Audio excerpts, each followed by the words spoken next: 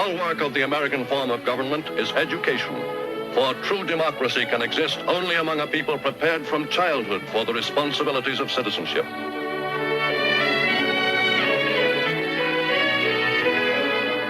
Recognizing this fact, the American people have built up, over the generations, a vast nationwide system of public schools intended to give every child in the United States the opportunity for a thorough education. All right, you may close your books and go back to your seats. You children may go back to your places, too. Why do you suppose this room is so quiet? Perhaps we can learn from the teacher, Miss Bradley. Well, I think it's because each of us helps to keep the room quiet when we're working. Breaking news just in. Going to school is no longer the most dreaded time of day for students all around the world. So what's changed? Traditional lectures are out. Student-centered 21st century classrooms are in. Now, joining us virtually, we have Moreland University's newest prospective teacher, Mandy Wolfstead, to tell us all about this global trend in education. Mandy, are you there? Can you hear us?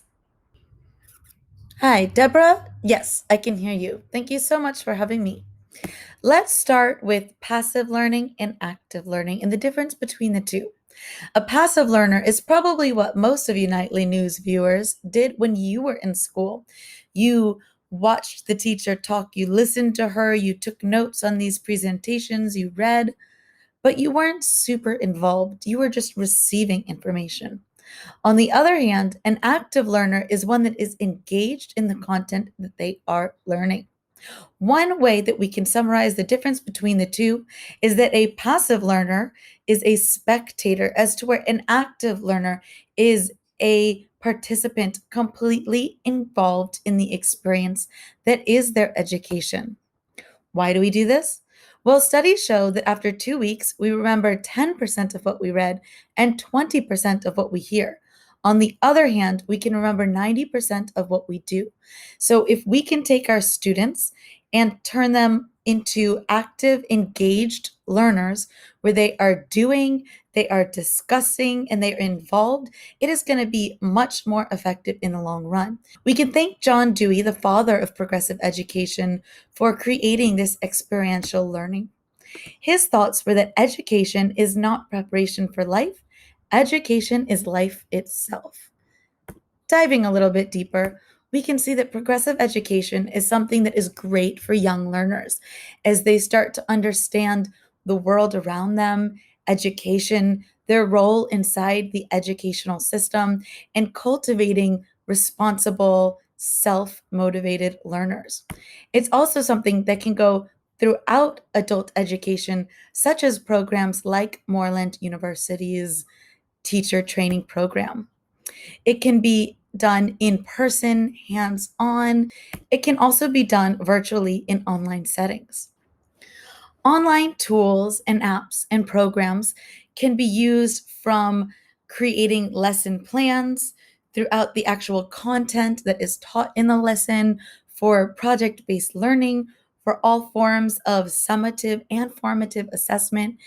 And there is such a large range of tools that continue to grow by the day. The main thing to remember is that we are preparing students for a world that does not exist yet. As a Teach Now educator, it is important that we instill that idea in our students so that they can really understand how important it is to have interactive and technological lessons. The one thing we can know for sure is that the world is going to continue to get more technological, and both educators and learners need to be prepared to easily learn new technology as it comes. One thing to remember as an educator is there is always more to learn.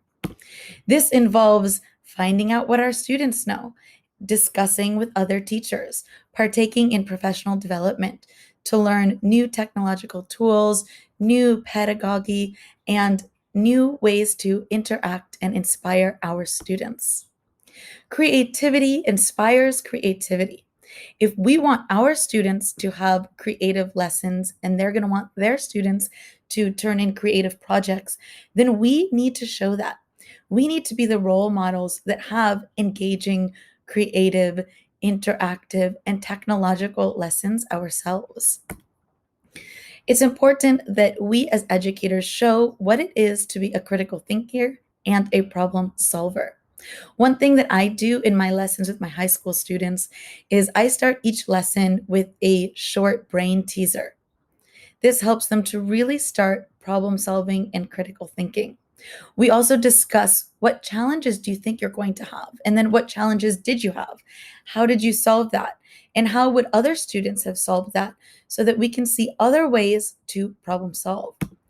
It's always important to get the who's, the what's, the where's, and the why's. Why are we doing this? Why did this work? Why didn't this work? What could we have done differently? This is something that we need to do with our Teach Now students, as well as they should be doing with their students, regardless of the level. It's also important to remember that adult learners are going to need some extra support and encouragement at times to get through a program and successfully complete it. On top of the normal challenges that all students have in education, adult learners are going to have job stress and deadlines. They're going to have family distractions. They're going to have all types of stress levels that normally you won't see in high school or middle school. So we need to be there as teachers, coaches, mentor, and support to help our students get through this program. It is important to create a positive classroom climate where students feel like they can discuss their challenges, where they are knowing that you as a teacher are open to listen to them. And that way we can end up with lots of successful graduates who will then have successful students. I hope that helps all you viewers out there to understand modern education. Back to you, Deborah.